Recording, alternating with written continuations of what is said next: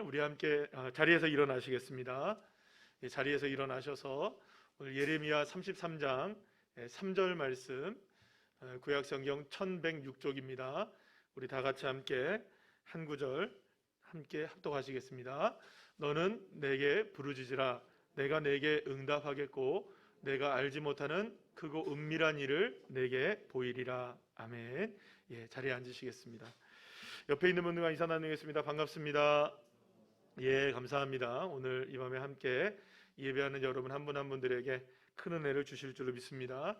자, 오늘은 본문의 내용을 가지고 한번 제목을 함께 읽어볼까요? 시작. 기도 한계를 뛰어넘는 힘이라는 제목으로 함께 은혜를 나누도록 하겠습니다. 예수님은 언제나 우리에게 단지 말만 하신 것이 아니라, 말씀만 하신 것이 아니라 언제나 행동으로 자신의 말씀하시는 모든 말씀들을 본을 보이셨던 분이십니다. 물론 예수님이 이제 가르치시기도 하셨고 본을 보이시기도 하셨는데, 예수님이 사실은 더 행동으로 많이 보여주신 것들이 굉장히 많습니다. 실제로 가만히 가셔서 예를 들어서 무릎을 꿇고 이제 수건을 두르시고 제자들의 발을 설명 없이 그냥 닦아주신다든지 이런 식으로. 그래서 예수님은 행동으로, 그러니까 자신의 삶을 통해서 예수님의 말씀을 본을 보여주셨고, 그것을 바라보고 있었던 제자들은 예수님이 이렇게 하셨구나 라는 것을 나중에서야, 이제 복음서의 내용을 보시면 아시겠지만 나중에서야 그렇구나, 예수님이 말씀하신 게 이런 예수님이 이런 행동이 이런 뜻이었구나라는 것을 나중에서야 이제 알게 되는 것들이 굉장히 많거든요. 그래서 예수님은 행동으로 먼저 자신의 삶을 보여주셨다는 것을 우리가 알 수 있습니다. 그런데 예수님께서 물론 이것도 본을 보이셨던 것은 분명하지만, 사실은 예수님께서 본을 보이시기도 하셨고 가르침에 있어서도 굉장히 중요한 역할을 하고 있었던 것이 하나가 있었는데, 바로 그게 뭐냐? 기도라는 것입니다. 예수님은 우리에게 기도의 본을 보여주시기도 하셨습니다. 새벽에 혹은 밤늦게 언제든지 깨어나서 습관처럼 언제나 산 위에 올라가셔서 기도하셨고, 그렇게 피곤함에도 불구하고 늘 언제나 기도하시는 모습을 보여주시긴 하셨습니다. 자, 그런데 예수님께서 그렇게 본을 보여주신 것뿐만이 아니라 아예 기도의 모범이라고 얘기할 수 있는, 기도의 모범이죠. 모본이기도 하고요. 그래서 아주 기도가 이렇게 돼야 한다는 것을 분명히 예수님이 우리에게 가르쳐 주시기까지 하셨다는 거예요. 그러니까 이 말은 무슨 말이냐면, 결국엔 기도는 정말로 기초가 너무나 중요하다는 것이죠. 그리고 기도는 우리가 반드시 배워야 하는 것이기도 하고 해야 하는 것이기도 하기 때문에, 이 기도는 너무나 중요한 부분이라 단지 본만 보여주신 것이 아니라, 물론 다른 것도 다 가르치시긴 하셨지만 특별히 본을 보여주시면서 이렇게 기도하라라고 말씀을 하셨다는 것이죠. 마태복음 6장 9절 말씀 다 같이 읽어볼까요? 시작. 그러므로 너희는 이렇게 기도하라. 하늘에 계신 우리 아버지여, 이름이 거룩히 여김을 받으시오며. 아멘. 그래서 여러분, 주님은 우리에게 이렇게 기도하라라는 것을 기승전결을 다 말씀해 주셨다는 거예요. 그래서 저와 여러분이 기도하는 모범은 누구의 기도를 따르는 기도가 되면 됩니까?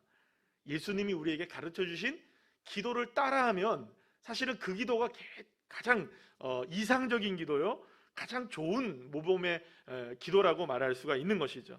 자, 어쨌든 기도는요, 사실은 우리가 이제 이렇게 주님께서 가르쳐 주시면서 이 기도를 하는 것은 단지 어떤 순간에 우리가 위기를 만났을 때에만, 위급한 순간을 만났을 때만 기도하라고 하셨다는 것이 아니라는 것이죠.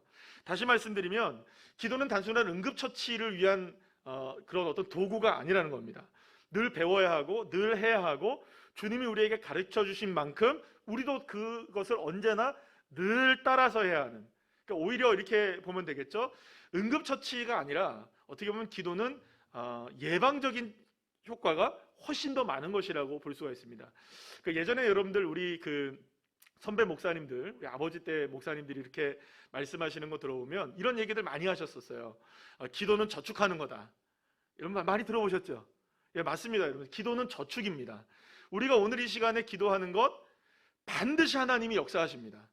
오늘 안 될 수도 있지만, 오늘의 시간 속에서는 아닐 수도 있지만, 내일의 어떤 시간 속에서 하나님은 우리의 기도를 기억하시고 우리가 쌓아놓은 기도의 재단들을 반드시 주님께서 사용하실 때가 있으시다는 거예요. 믿습니까? 그래서 여러분, 왜 이게 가능하느냐? 여러분, 주님은 어제나 오늘이나 영원토록 동일하신 하나님이십니다. 하나님에게는 시간과 공간의 차이가 없어요.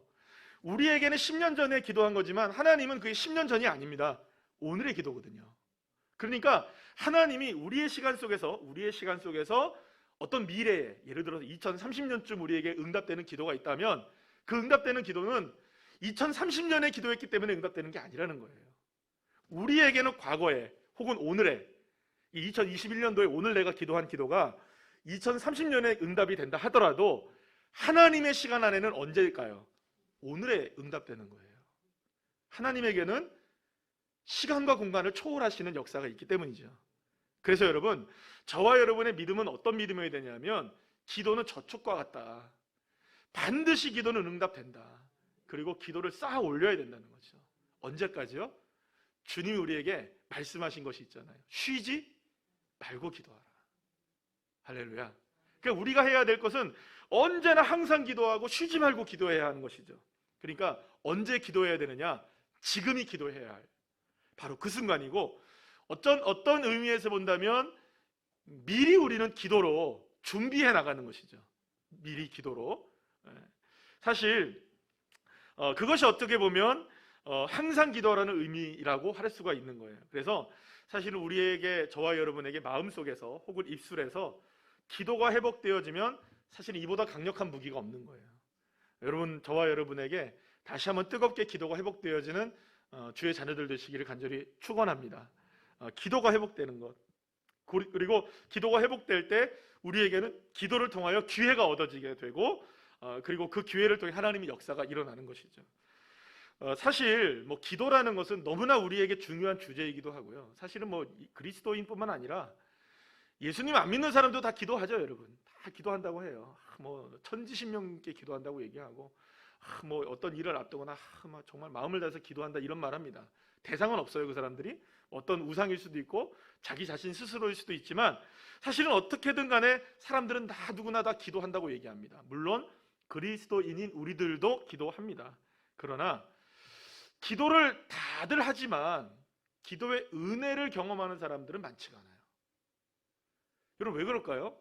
그것은 기도를 하라고 하신 주님의 말씀이 잘못된 것이 아니라 기도를 하는 우리의 태도의 문제가 있지 않을까라는 것이죠. 사실은요, 저와 여러분에게 어떤 부분이 믿음이 좋은 사람들이 있어요. 굉장히 믿음 좋은 사람들이 어떤 사람들이냐, 이런 사람들이 있습니다. 기도할 필요가 있나? 어차피 다 누구의 뜻대로 이루어지는데, 다 하나님의 뜻대로 이루어지는데, 그냥 우리는 기도 그냥 안 해도 안 해도 다 누가 이루시니까 하나님이 다 뜻대로 이루어지게 하시는 거죠. 여러분, 그거는 엄밀하게 맞아서 맞습니까? 틀립니까? 엄밀하게 말하면 맞습니다. 주님이 우리의 기도로 역사하시는 건 아니기 때문에, 하나님은 언제나 하나님의 지존하신 뜻 앞에 그 뜻으로 인하여서 역사가 일어나는 것이거든요. 우리의 기도가 요만큼도 하나님의 뜻을 이루는데 사실은 도움이 되지는 않아요. 그런데 중요한 건 뭐냐면, 이런 믿음을 그렇게 갖고 있다고 한다면 또한 이 믿음도 있어야 되는 겁니다. 주님께서 우리를 향해서 말씀하시기를, 그럼에도 불구하고 우리를 향해서 뭐라고 말씀하시냐? 쉬지 말고 기도는 해야 한다. 왜 이렇게 우리에게 기도를 말씀하시느냐? 우리에게 말씀하시는 이 기도를 해야 한다는 것, 의미는 뭐냐면, 하나님의 뜻은 하나님의 뜻대로 이루어지긴 하지만 그럼에도 주님은 우리의 기도를 들으시기를 원하신다는 거죠. 그리고 그것이 이루어졌을 때 그것이 누구의 뜻이라는 걸 깨닫게 하시는 겁니까? 이게 하나님의 뜻이었구나. 할렐루야. 여러분, 하나님이 이루십니다. 우리의 기도를 들으십니다. 이게 팩트입니다. 그러니까 우리의 기도가 하나님의 역사를 막 일으킨다, 하나님을 막 자극시키셔서 안 할 거를 막 하게 하신다, 이런 의미가 아니고요. 하나님은 역사하시고 우리는 기도하고, 이게 그러니까 팩트인 겁니다. 우리는 기도하고 하나님은 역사하시고, 우리가 해야 할 거는 단지 기도뿐이에요. 하나님, 하나님의 뜻을 이루십시오. 하나님의 역사를 나타내십시오. 하나님이 일하여 주십시오. 하나님 위로해 주십시오. 하나님 도와주십시오. 하나님 인도해 주십시오. 여러분, 이런 기도가 우리에게 필요한 것이죠. 여러분, 예수님에게도 기도가 필요했습니다. 오병이어의 기적을 너무나 잘 아시죠? 오병이어의 기적을 보면 예수님이 오병이어의 기적을 일으키기 전에 이 오병이어를 가지고 하늘으로 어떻게 하십니까? 축사를 하시고 하나님께 감사의 기도를 하십니다. 여러분, 왜 예수님이 기도를 하셨을까요? 예수님이 곧 하나님이시고 예수님은 기도 안 하셔도 생각만으로도 뭘 하실 수 있는 분이십니까? 오병이어를 5,000명을 먹이고도 12건조리가 남도록 하실 수 있는 분이 누구십니까? 예수님 아니세요? 예수님이 여러분 그 가나 혼인잔치에서 기적을 베푸셨을 때 물로 포도주가 되라고 하셨을 때 기도하셨습니까? 기도 안 하셨습니까? 잘 모르시겠죠? 요한복음 2장을 잘 찾아보시면 됩니다. 기도 안 하셨습니다. 하나님, 이것을 물을 포도주로 만들어 주시옵소서 얘기 안 했어요, 기도를. 그런데 물이 뭐로 변한 겁니까? 포도주로 변했잖아요. 여러분 보세요. 예수님은 얼마든지 그렇게 하실 수 있는 분이세요. 그런데 왜 예수님이 나사로를 살릴 때에도, 그리고 죽은 나사로를 살릴 때에도 그러셨고 오병이어의 기적을 일으킬 때도 하늘으로 기도하셨어요? 왜 기도하셨을까요? 그것은 기도를 굳이 하실 이유가 없음에도 불구하고 예수님이 기도하셨다는 것은 기도가 언제나 어디서나 우리가 해야 할 삶의 모습이기 때문이라는 것이죠.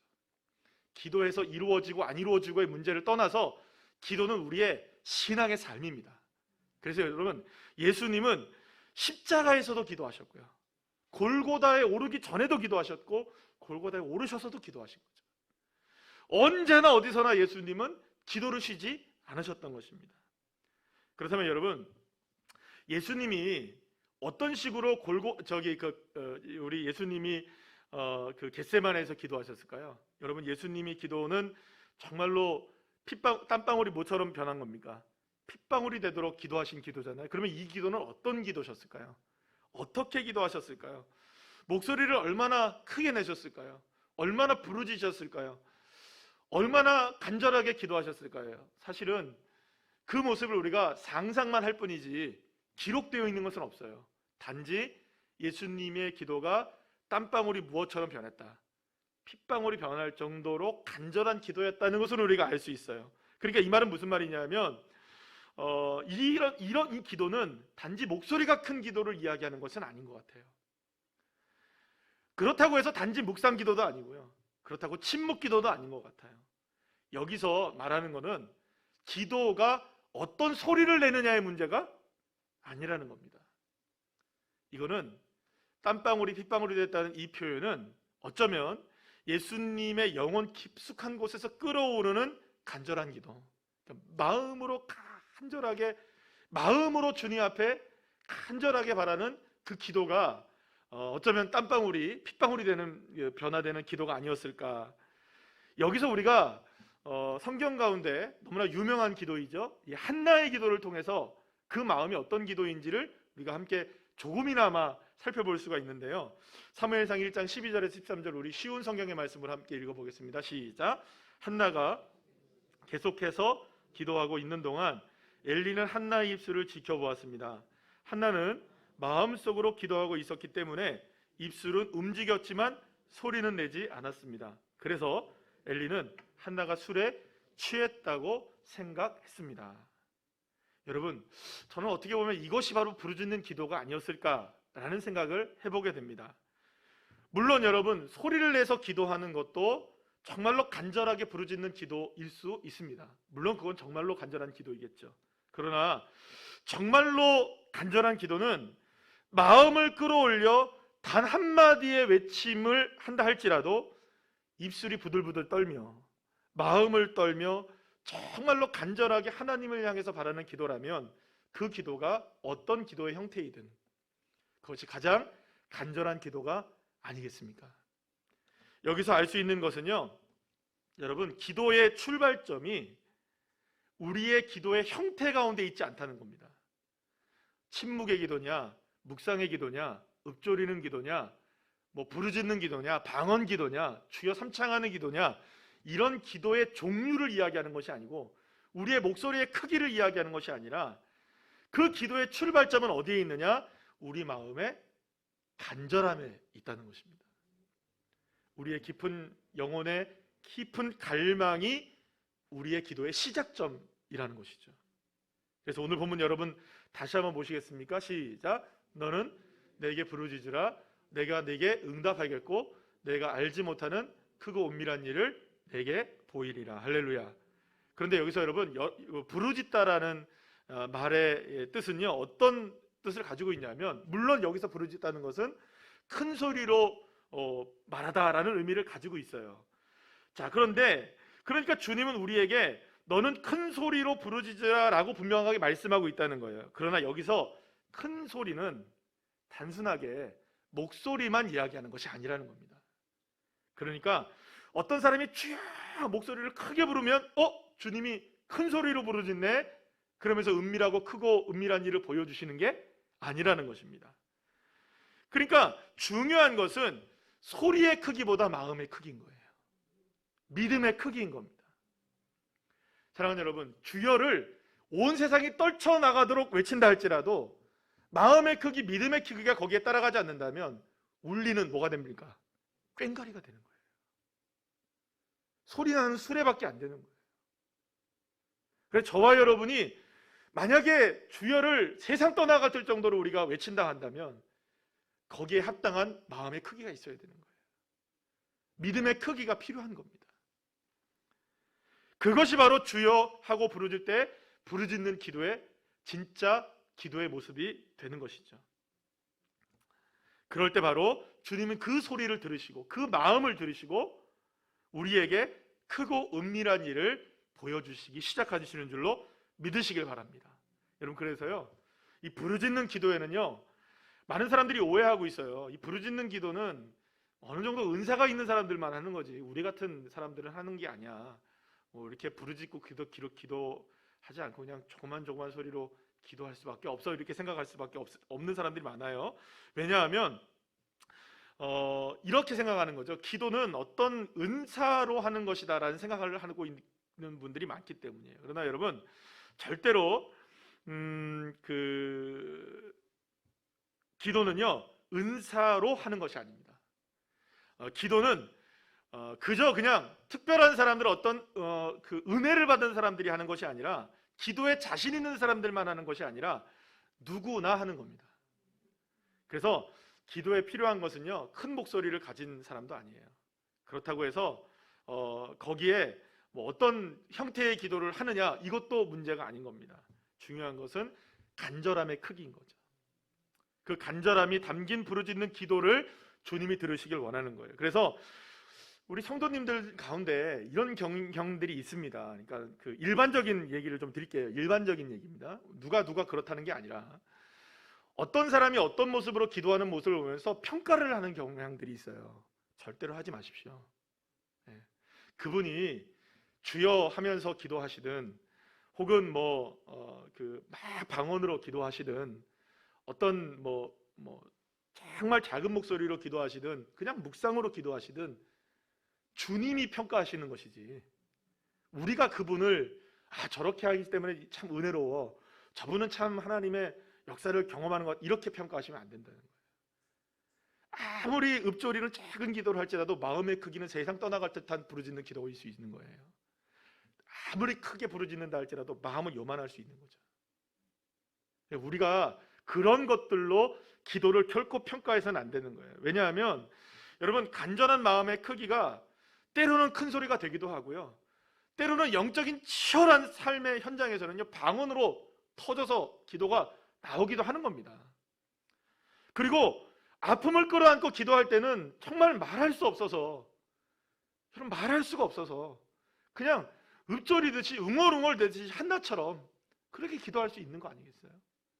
단지 이제 우리가 회중이 함께 모여 있기 때문에 함께 기도할 때는 무엇을 좀 서로를 배려하는 마음은 있어야겠죠, 그죠? 만약에 이런 거죠. 만약에 우리 교인들이 다 모여서 이렇게 기도를 하는데 모두가 다 자신의 삶을 붙들고 정말로 애타는 마음으로 읊조리며 어떻게 하다 보니까 그렇게 기도하고 있는데, 어떤 분은 홀로 막 은혜를 받아갖고 혼자 막 그냥 방언으로 막 큰 소리로 기도하면, 그거는 그거는 왜 그럴까요? 그분이 그렇게 하지 말라는 게 아니라, 그거는 이제 어떤 우리의 기도의 어떤 분위기가 있을 거 아니에요. 영적인 분위기가.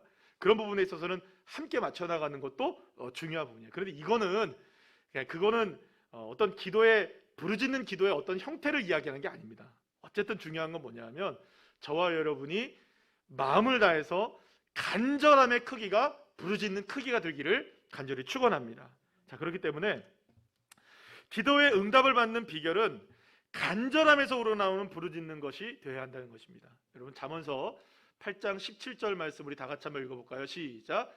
나를 사랑하는 자들이 나의 사랑을 입으며 나를 간절히 찾는 자가 나를 만날 것이니라. 아멘.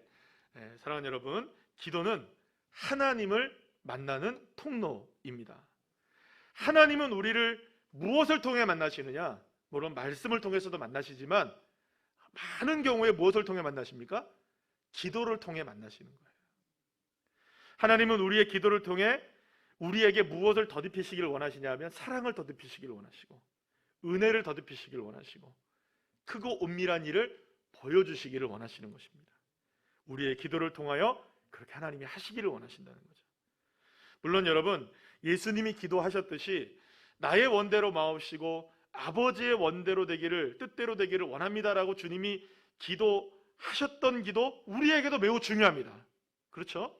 결국은 다 처음에 말씀드린 것처럼 누구의 뜻 가운데 이루어지니까요. 주님의 뜻 가운데 다 이루어지니까요.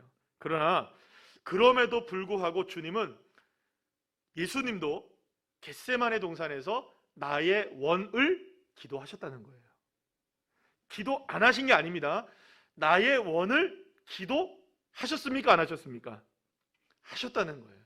그러니까 이것은 되고 이것은 안 되고의 뜻은 분명히 누구에게 있습니까? 하나님께 있지만, 되기를 원하는 기도 자체가 불경건한 건 결코 아니라는 거예요. 사랑하는 여러분, 그렇기 때문에 저와 여러분의 믿음은 되고 안 되고에 대한 부분은 누구에게 맡기고, 우리는 그저 주님 앞에 나의 원함을 구하며, 주님, 내가 원하는 건 이것이지만 이것조차도 누구의 뜻대로 되기를 원합니다. 아버지의 뜻대로 되기를 원합니다. 그 기도를 듣기를 원하시는 거예요. 여러분, 생각해 보세요.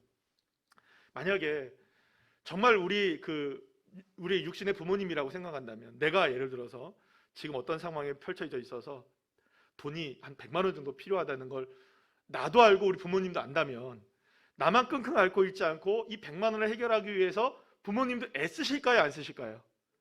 참게 쓰시겠죠. 그런데 그것을 주고 안 주고의 뜻은 누구에게 있는 겁니까? 부모님께 있는 거예요. 그러나 그렇다고 해서 이것을 100만 원이 필요하고 안 필요한 것을 부모님이 모르고 있다는 것이 아닌 거예요.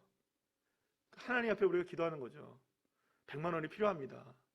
그러나 이 100만 원이 필요한 것도 주님의 뜻대로 채워질 수 있고 안 채워질 수 있음을 나는 믿습니다. 그러나 나의 원대로 마옵시고 아버지의 뜻을 이루십시오.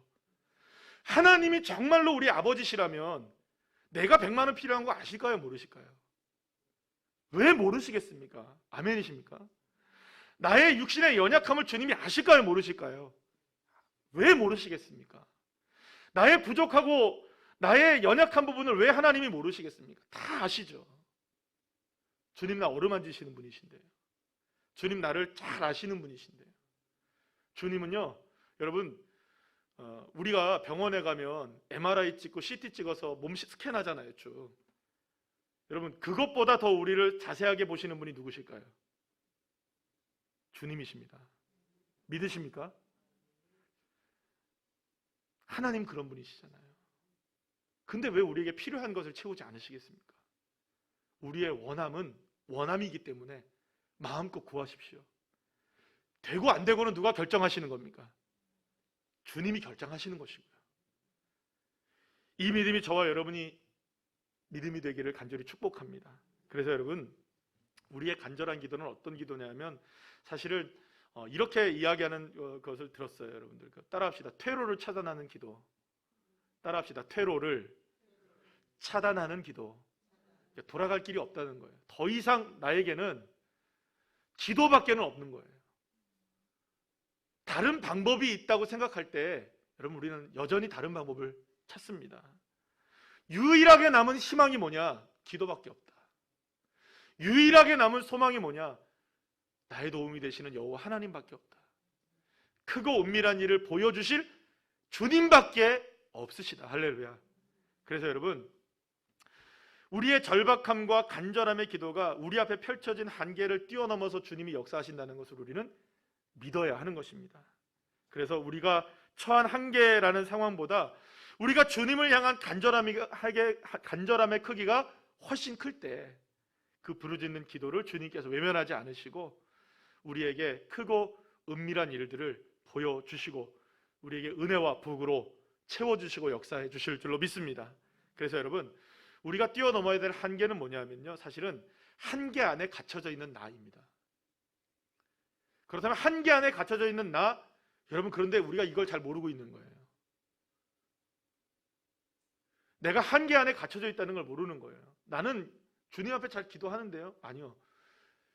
때로는 그렇게 기도한다고 생각해도 그 한계에 갇혀져 있는 경우가 굉장히 많습니다.